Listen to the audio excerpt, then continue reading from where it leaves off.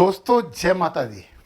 आज हम बात करने वाले हैं एक बहुत अच्छे नक्षत्र की, एक पवित्र नक्षत्र की, और उस नक्षत्र का नाम है पुनर्वसु नक्षत्र। इस नक्षत्र के अंतर्गत दो राशियां आती हैं। पहले 3 चरणों में मिथुन राशि होती है और जो चौथा चरण है वो चंद्रमा को प्रिय कर्क राशि का चरण है। आप लोग ये बहुत अच्छे से जानते होंगे कि नक्षत्र हमारे जीवन को बहुत ज़्यादा प्रभावित करते हैं और नक्षत्र के बाद राशियां हैं जो हमें प्रभावित करती हैं, परंतु ज़्यादा प्रभावित कौन करता है? नक्षत्र। और यदि हम अपने नक्षत्र के बारे में जानकर समझकर कुछ उपाय कर लें, कुछ सत्कर्म कर लें, तो हमारे जीवन में हमें लाभ और लाभ ही प्राप्त होता रहेगा और होगा। तो फिर पहले थोड़ी सी बात समझ लीजिए राशियों की, क्योंकि पूरी बात तो फिर हम नक्षत्रों की करेंगे। तो मिथुन राशि है, इसके स्वामी बुध होते हैं। ओम क्लीम कृष्णाय नमः, ये मंत्र मिथुन राशि के जातकों आपके लिए बहुत अच्छा मंत्र है, अमृत मंत्र है। इसका पाठ आप करते रहा करो, आदत बना लेना। कर्क राशि जिसके स्वामी चंद्रमा है, और इस राशि का जो बहुत इंपॉर्टेंट मंत्र है जो आपके लिए अमृत सदृश है वो है ओम हिरण्यगर्भाय अव्यक्त रूपिणे नमः। इस मंत्र को याद कर लीजिए और गुनगुनाना और मन में जपना शुरू करिए, अच्छा होगा। चलिए अब हम बात करने लगे हैं यहाँ पे पुनर्वसु नक्षत्र की। इसके स्वामी ग्रह होते हैं गुरु, तो ये बुद्धिमान लोगों का नक्षत्र तो है। इसका मंत्र है ओम आदित्य नमः, और नक्षत्र वृक्ष है बांस। आपके घर में बांस जरूर होना चाहिए। बांस का एक डंडा रख लो या बांस का छोटा सा पौधा आप अपने घर में रखिए और उसकी पूजन करिए। आपके लिए बहुत शुभता मिलेगी, आपको बहुत शुभता प्राप्त होगी, बहुत लाभ प्राप्त होगा, मानसिक शांति प्राप्त होगी। और इसका जो अतिमित्र नक्षत्र है वो आर्द्रा नक्षत्र है। और पता है, उल्लू का फोटो यदि आप घर में रखें, टैटू बनवा लो उल्लू का, तो आपके लिए बहुत शुभ होगा। वैसे भी लक्ष्मी जी का वाहन तो ये है ही। पुनर्वसु जो नक्षत्र है ना, इसमें जो जातक जन्म लेता है उसे हम कहते हैं कि उसने रजत चांदी पाया में जन्म लिया है, रजत पाद में जन्म लिया है। और ये रजत पाद तो बड़ा शुभ होता है और अच्छा होता है। मैंने पहले ही बोला कि ये नक्षत्र तो शुभ है ही। इस नक्षत्र में जन्म लेने वाले लोग होते हैं सतोगुणी। इसका जो बुनियादी गुण धर्म है वो सतोगुण है, और जब सतोगुणी गुण रहेगा तो व्यक्ति परोपकारी होगा। परंतु परोपकार केवल उनके लिए करेगा जिन्हें आवश्यकता है, जिन्हें आवश्यकता नहीं है उनके प्रति वो कुछ नहीं करेगा। शांतचित्त होता है, तेजस्वी होता है और थोड़ा थोड़ा अहंकारी भी होता है। परंतु पता, कई बार ये मोह ममता से मुक्त भी हो जाता है। तो इसका मतलब अध्यात्म कहते हैं इसे, संन्यास आश्रम वाला अध्यात्म कहते हैं। तो ये भी ये हो जाता है। और ये नक्षत्र सुलोचन कहलाता है। इस नक्षत्र में कोई भी वस्तु यदि गुम गई तो वो ना तो उसका पता चलेगा कि कहाँ गई, और ना ही वो वस्तु नहीं मिलेगी। तो पता भी नहीं चलेगा, मिलेगी भी नहीं। इस नक्षत्र में यदि कोई वस्तु गुमी है, तो किसी का भी नक्षत्र हो, ये पुरुष संज्ञक नक्षत्र होता है। ये लोग अच्छे वक्ता होते हैं, लेखक बहुत अच्छे हो सकते हैं, शास्त्रज्ञ होते हैं और परिस्थिति जन कार्य करते हैं कि जिस परिस्थिति में जो कार्य करना चाहिए ये लोग वो ही कार्य करते हैं। थोड़े से उद्दंड तो होते हैं, बाहर से ये कठोर लगते हैं परंतु अंदर से बहुत सरल होते हैं। जड़ी है अर्क मूल। अर्क मूल जानने के लिए गूगल करके आप पता कर लीजिए, एक एक जानकारी उसके लिए मिल जाएगी। और जब इस नक्षत्र का हवन करो या कोई सी भी हवन पूजन पाठ करो तो उस हवन सामग्री में घी होना चाहिए, दूध होना चाहिए और तंडूल होना चाहिए। इसके अलावा जितनी चीज़ें आप डाल सकते हो डालिए। बलि पदार्थ पीले चावल होते हैं।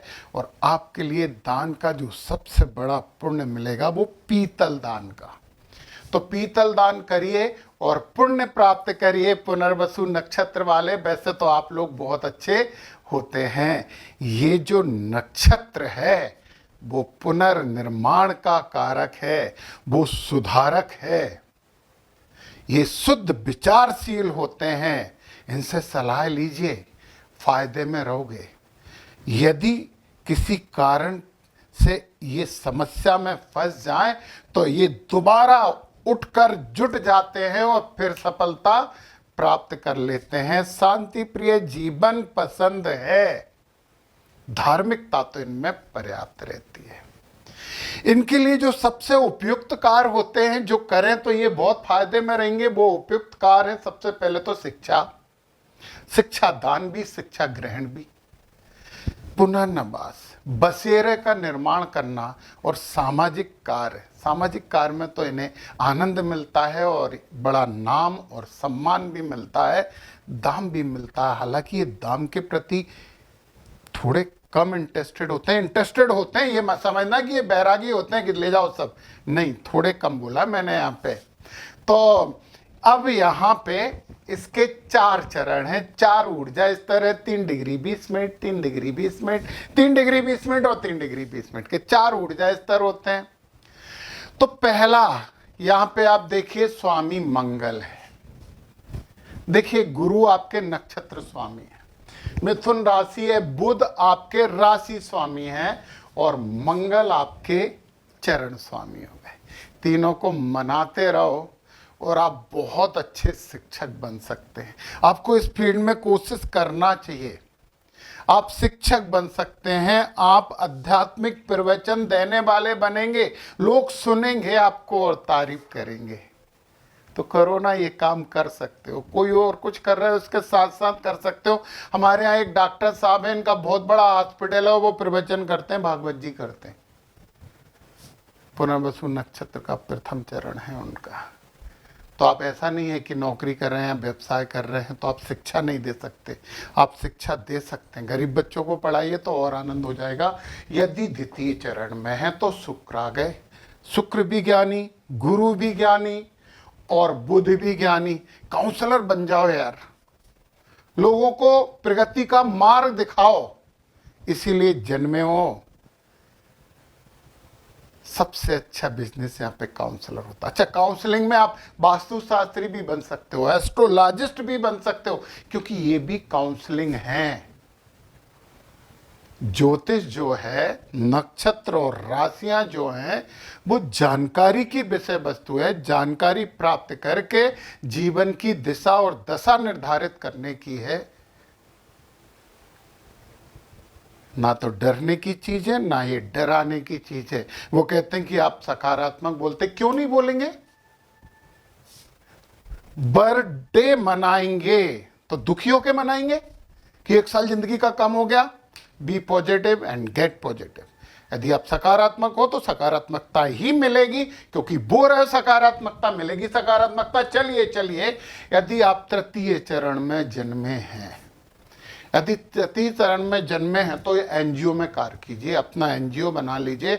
बहुत अच्छे कार्यकर्ता होंगे, क्योंकि ये भी बुद्धि हो गए, ये भी बुद्ध वाले हो गए और गुरु वाली राशि हो गई। तो एनजीओ में करिए, समाज के लिए कुछ अच्छा काम कर लीजिए। और फिर अब आ गई आपकी चतुर्थ चरण की कर्क राशि, और स्वामी तो चंद्र हैं, इसके भी चंद्र हैं, कर्क के भी चंद्र हैं। यार संवेदनशील बहुत हो गए, सेंसिटिविटी बहुत है, ज्ञान है, परंतु जब संवेदनशीलता ज्यादा हो जाती है तो ज्ञान को एक तरफ ताक में रख देते हो। तो सेंसिटिविटी का ज्ञान के रूप में सदुपयोग करिए, योग करिए, आध्यात्मिक मार्गदर्शक बनिए, लोगों को अध्यात्म की शिक्षा दीजिए, योग की शिक्षा दीजिए, धर्म कर्म और वेद की शिक्षा दीजिए। आप कुछ भी कर रहे हो उसके साथ साथ आप ये कार्य करते रहोगे तो निश्चित ही आपको अपनी जिंदगी में लाभ प्राप्त होगा, शांति प्राप्त होगी और एक संतुष्टि प्राप्त होगी। तो इतने अच्छे नक्षत्र की बात करते हुए मुझे भी बहुत अच्छा लग रहा है और आप भी अच्छा करिए। यहाँ से मैंने जो जानकारियाँ दी हैं उन जानकारियों को भविष्य के लिए कीमती बना लीजिए और करिए। जय माता दी।